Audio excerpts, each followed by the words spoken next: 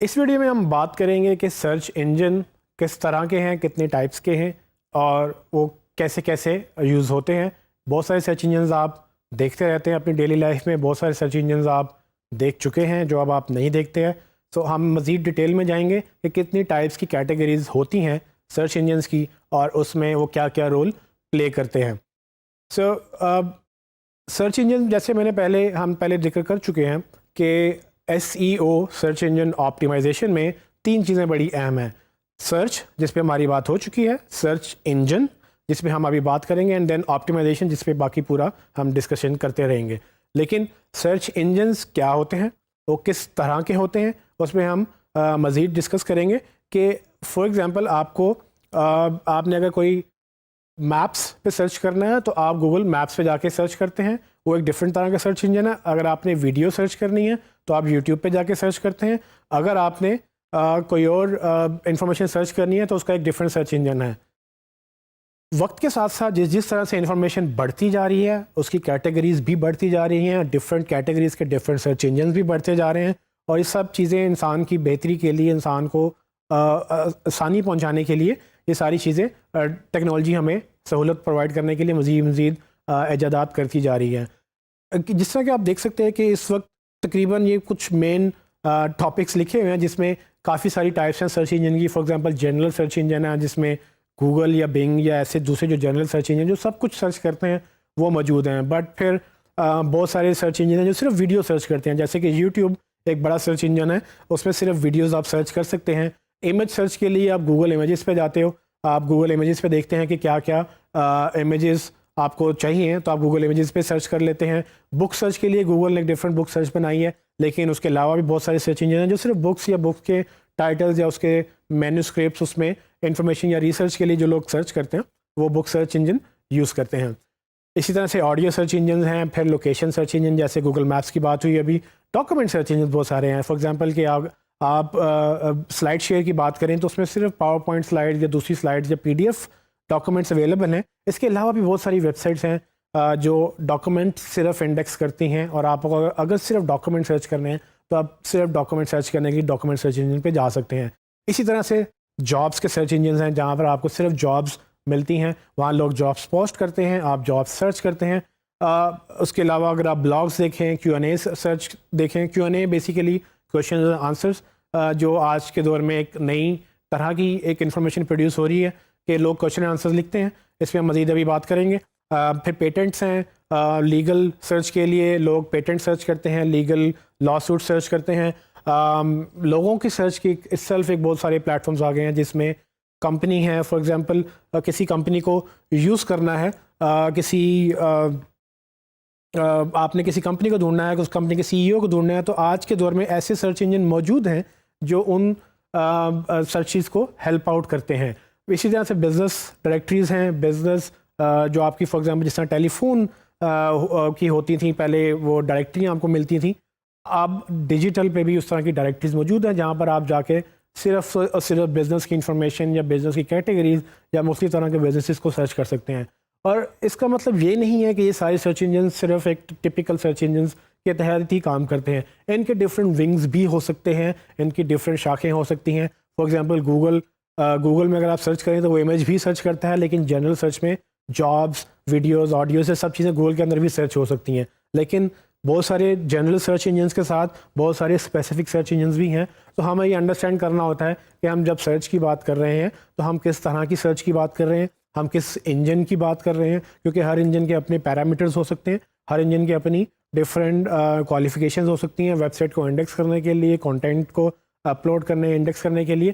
तो इन चीज़ों को अंडरस्टैंड करना बहुत ज़रूरी है ताकि हम इनको उसके मुताबिक हम अपनी इंफॉर्मेशन को ढाल सकें।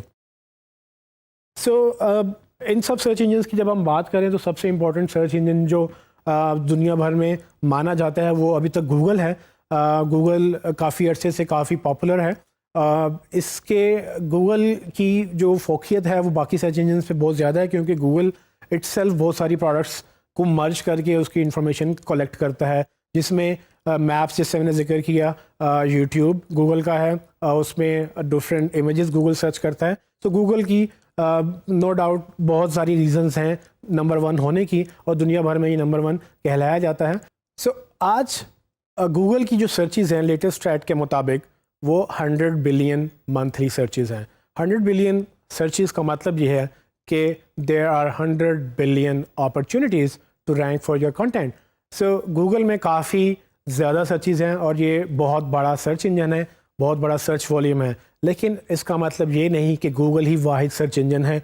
गूगल के अलावा बहुत ज़्यादा सर्च इंजन्स और भी मौजूद हैं। फॉर एग्ज़ाम्पल बिंग जो माइक्रोसॉफ्ट का सर्च इंजन है, जो एमएसएन से चेंज होकर एमएसएन की टेक्नोलॉजी को अपडेट करके माइक्रोसॉफ्ट ने उसका नाम बिंग रखा, और बिंग.com बेसिकली गूगल माइक्रोसॉफ्ट का सर्च इंजन है जो गूगल के कंपैरेटिवली यूएस के अंदर तकरीबन बिंग का तकरीबन 30% के अराउंड शेयर है यूजेज का, जिसमें बहुत सारे लोगों का मानना ये है कि ये शेयर बेसिकली इसलिए है क्योंकि माइक्रोसॉफ्ट विंडोज़ के साथ बिंग बाय डिफ़ॉल्ट एक सर्च इंजन जाता है। आपके इंटरनेट एक्सप्लोरर में बिंग बाय डिफ़ॉल्ट सर्च जाता है, और माइक्रोसॉफ्ट की अपनी बहुत सारी प्रोडक्ट्स हैं उसके अंदर Bing by default as a search जाता है। लेकिन इसके बावजूद कि बिंग एक दूसरा बड़ा सर्च इंजन है यूएस के अंदर, सिर्फ बाकी जगहों के स्टैट्स हमारे पास मौजूद नहीं है, लेकिन गूगल के पास फिर भी 70% के अगेंस्ट लाइक 70% के अराउंड उनके पास गूगल के पास मार्केट शेयर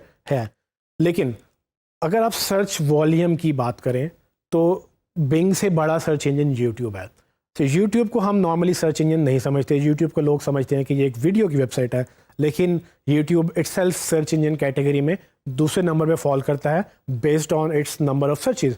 तो यूट्यूब के ऊपर जितनी सर्चेज होती हैं, गूगल के बाद YouTube is basically the second biggest search engine in terms of searches per day. So YouTube के ऊपर तकरीबन 75,000 वीडियोस एक सेकंड में देखी जाती हैं। Students, 75,000 videos are watched on YouTube पर सेकंड। ये आज के स्टैट्स हैं, मे बी ये इन फ्यूचर चेंज हो जाए, लेकिन इस वक्त यूट्यूब सेकंड बड़ा सर्च इंजन है।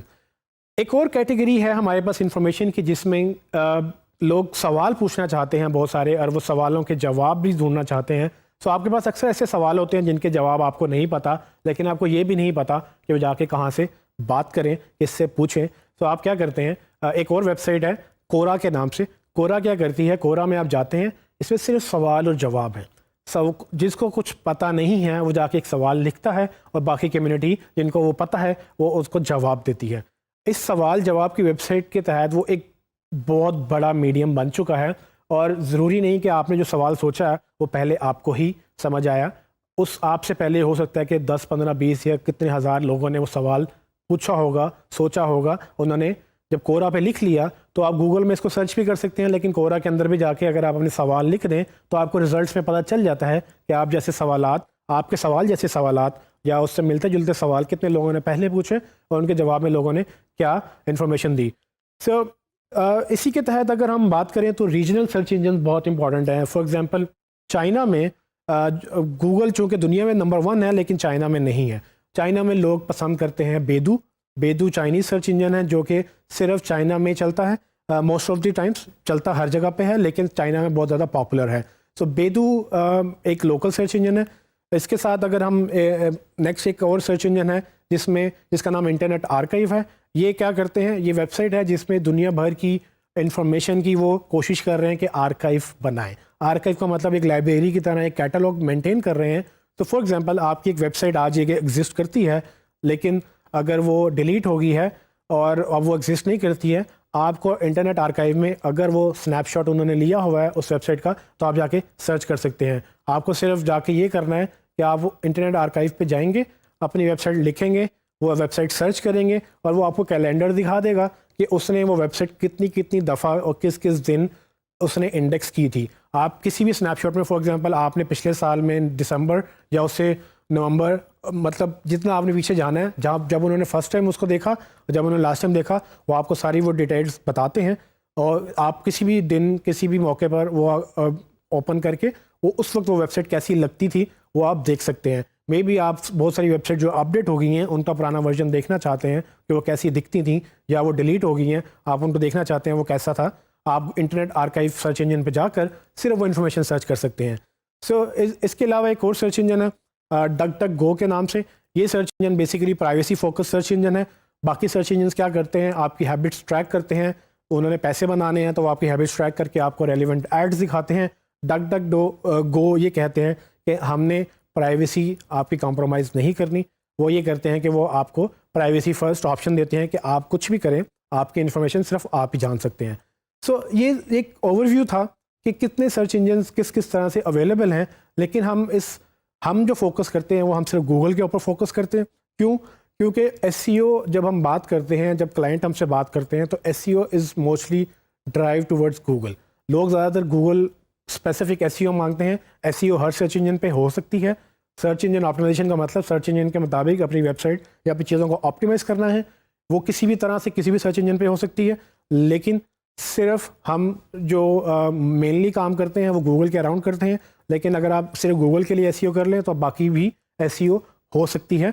आई होप कि इस वीडियो में आपको काफ़ी ज़्यादा समझ आई होगी कि सर्च इंजन कितनी टाइप्स की हैं और हम उसको किस किस तरह से यूटिलाइज़ करेंगे। लेकिन मूविंग फॉरवर्ड हम कोशिश करेंगे कि हम ज़्यादातर गूगल के अराउंड या बड़े सर्च इंजन जैसे गूगल, बिंग इस जैसे सर्च इंजन के अराउंड हम बात करें।